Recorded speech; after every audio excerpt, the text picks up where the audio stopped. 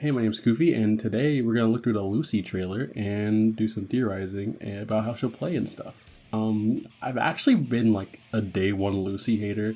Since Strive released, I thought Ragnar was gonna get in because Soul has a Ragnar color, so imagine my dismay when I saw that she got released. You know, I think Ragnar would have been a better spot, but like apparently I'm an asshole for saying that, so let's just move on to the trailer now. I gotta admit, she looks very cool. This is a pretty sick intro that they hit you with at the beginning of the video. I've never watched the anime, and I've only played a little bit of Cyberpunk, so a lot of things could be wrong here. What I think this is her just entering a digital world, so maybe Strive is like its own separate video game, air quotes, like it is to us, to her world, if that makes any sense. And that's pretty interesting. It reminds me of that little surveillance thing you did in Cyberpunk, when you could like watch the surveillance and be in there. And actually, I'm not gonna lie, I got really hyped when Soul showed up. I don't know what this character does to me, but whenever I see him, I'm just so excited.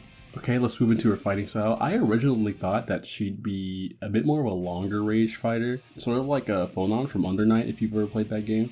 But she seems a lot more Eltnum coded, where she has like these little wire attacks. She even has her own gun. I think she'll play closer to Eltnum than anybody else.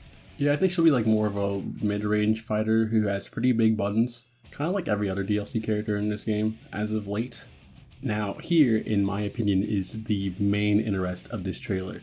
When I saw this quick hat mechanic show up, I was low-key kind of hyped. It looks very cool. I personally think you can do this in the video game too. Like you can, and I'm sure people who watch this know that. I think this will be sort of like a debuff mechanic. I theorize that like some mechanics may affect the player while other mechanics may affect the opponent, whether that be like negative meter gain or I don't know, something like that. I think we see this in the next part where we see the quick hacks actually taking effect, and it seems like some of it is healing Lucy, and other times it seems like it's more damaging. We don't really see what the other hacks do. I believe that we only saw so many hacks. There's probably way more hacks. I wouldn't be surprised if they have something like how Asuka has like 27 different spells, and maybe not that to the level of Asuka, but you know, more than like 5, maybe like 10 different hacks you can get throughout the match, and probably it depends on like whether you have more health or meter or whatever. Now, one thing I'm definitely scared of is that little glitchy effect, because that is gonna mix me out my shoes.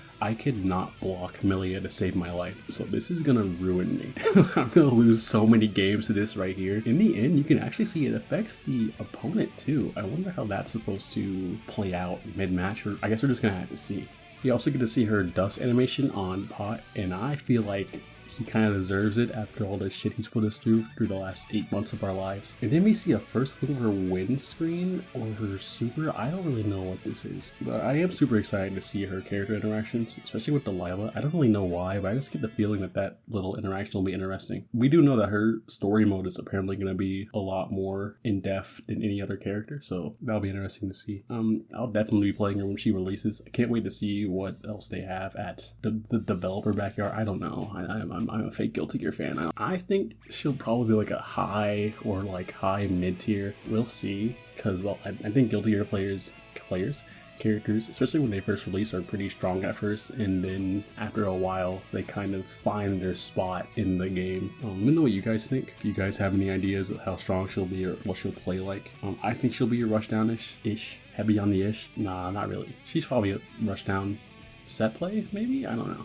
But yeah, that was a very short video, but I do stream on YouTube. If this is uploaded on Friday, then I'm probably streaming as you watch this, and we'll be playing some Guilty Gear, probably learning a new character, so drop in and say hi, or talk about Lucy if you want to know. I'm trying to hit 1,000 subscribers before this time next year, so if you guys want to subscribe, I'll appreciate that too. I have a video where I played with Timken last week if you want to watch that. More news is probably gonna come. I think I'm doing a Tokon video next where I watch that 10-minute video thing. But yeah, hope you guys enjoyed. On a side note, I just watched the Strive 2.0 thing. I am so happy to see that Jam made it back. She's been in the code for years, literal years, chat. I'm just so happy.